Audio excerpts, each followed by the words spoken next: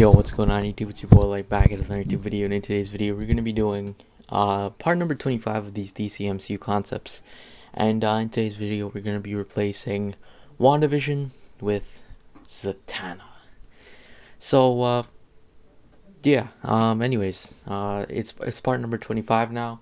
It's important to note chronological order as well, as this is going to be the first thing to come out after Endgame instead of Far From Home. I actually boosted Far From Home a bit ahead of Endgame, so I wanted to make sure everybody knew that before I did this. Just pay attention to when it says part numbers and stuff, because that will tell you the ultimate chronological order and stuff like that.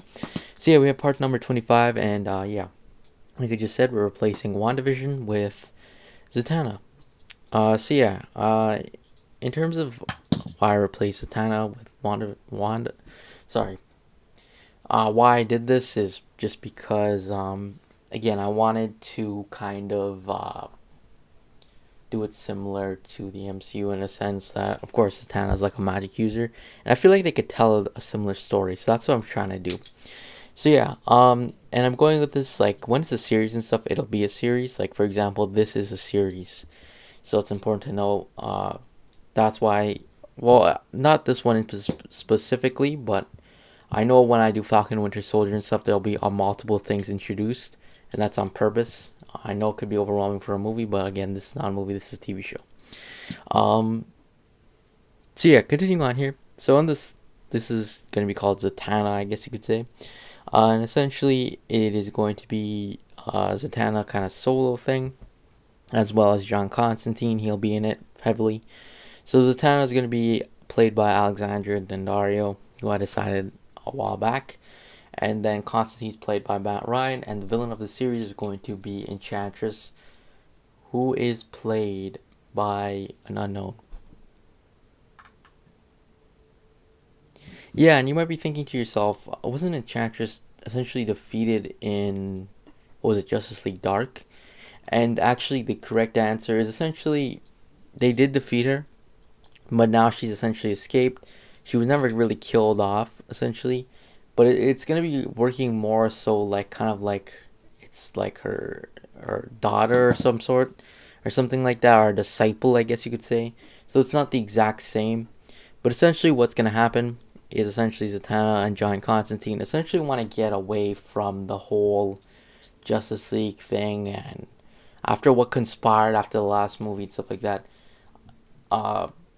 again, what conspired after the last movie, they essentially, like, this time is too precious and stuff like that. It was pretty bad because Zatanna died during that time.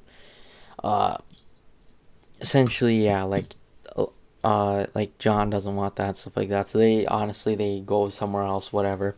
And then that's when Enchantress essentially attacks, and essentially Enchantress wants to essentially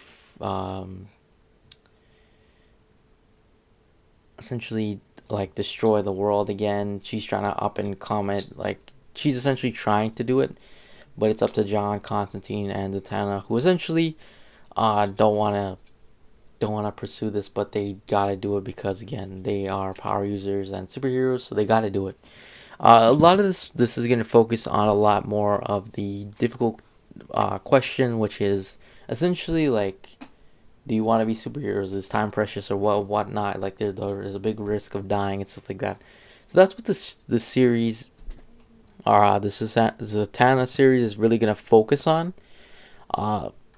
In terms of like the villain choice, honestly, I just purposely chose Enchantress because I feel like she could be a good villain again.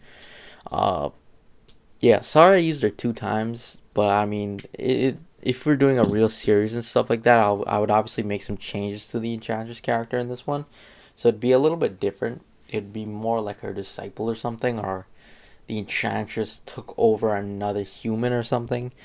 Because I do know I did make her a villain in one of the other projects, but yeah.